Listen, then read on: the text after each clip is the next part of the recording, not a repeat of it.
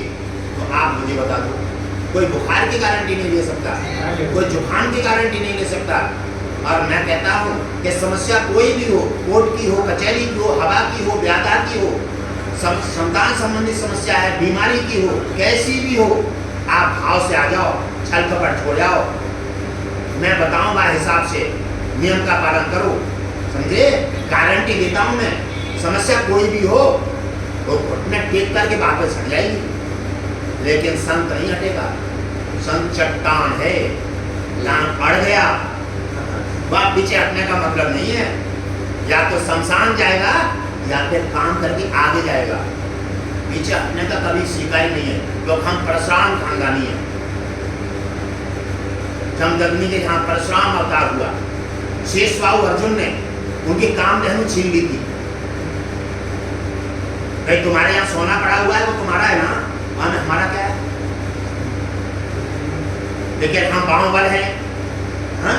हमारे पास पद है, तो हम तुम्हें सताने लगे, हम तुम्हारी छीनने का प्रयास करने लगे। ये तो हमारी नाइंसाफी है, नाइंसाफी है भाई।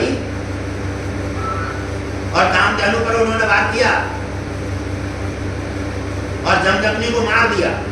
राजा थे, पद और सत्ता तुम्हारे लिए इसलिए नहीं मिलती है कि आप दुरुपयोग करें, आप किसी धर्म को बिगाड़ें, आप किसी को सताएं, आप किसी साधु संतों को निंदा करें। ये तुम्हारे लिए इसलिए नहीं मिली है। ये सत्ता को साधु जब अपनी सी बात ऐसे समेट देता है जैसे कुछ था ही नहीं। राजा सगर के 60,000 पुत्र थे, और कपिल मुनि की कुटिया में जाकर के जब उन्होंने ऊंची आवाज में बात की तो उन्होंने फिर भी समझाया, मैं साधु हूँ, मेरी आवाज की शिकार मत बनो तुम, और तुम चले जाओ। ये घोड़ा लाने का मेरा काम नहीं है। कोई बांध गया है, जाकर यही होता है। सात लोग होते हैं जिनके गैंग बने हुए होते हैं, और उन्हें कुछ देख करके वो फांस देते हैं। लेकिन ये जादू ये पिटारा घूमता है ना, तो सब समेट जाता है। यीशु की प्रकृति है, वो सब जगह देख रहा है, अच्छा कौन है और बुरा कौन है। वहां से कोई नहीं बचा है प्यारे। होशियारी कितनी दिखाई दे कोई। और जब उनसे उन्होंने कहा, उन्होंने मानी नहीं माना। हम 60,000 हैं, तुम घबरा गए हो और हम तुम्हें सब मार देंगे।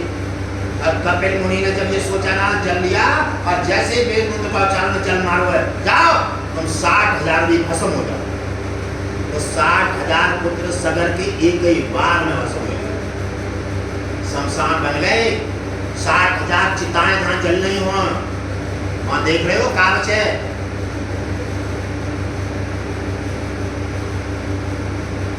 अब कोई साधु दूध से नहा रहा है, वो साधु है ही नहीं, वो साधु को तुमने बना दिया है साधु।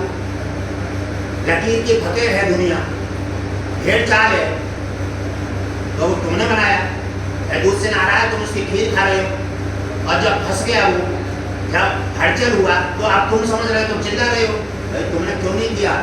पानी पियो छान के और गुरु करो जान के। गली गली गुरुवार है, चेलो मंत्रों ले और सुरग जाओ चाहे नरक जाओ, हमें रुपया दो। लोभी गुरु लालची चेला, नरक में हरी ठेलम मिला। सब तरह के गुरु हैं और सब तरह के शिष्य हैं। जिसमें जैसी पट रही है वो ठीक है, और सच्चे संत से बढ़ गए ना 8 नंबरी संत की तरह, तो वो चटाई समेट देगा, तो बचने वाला कुछ नहीं है। तो अब वो किसी से नहीं डरता है, फिर सत्ता तक को ठिकाने में लगा देता है।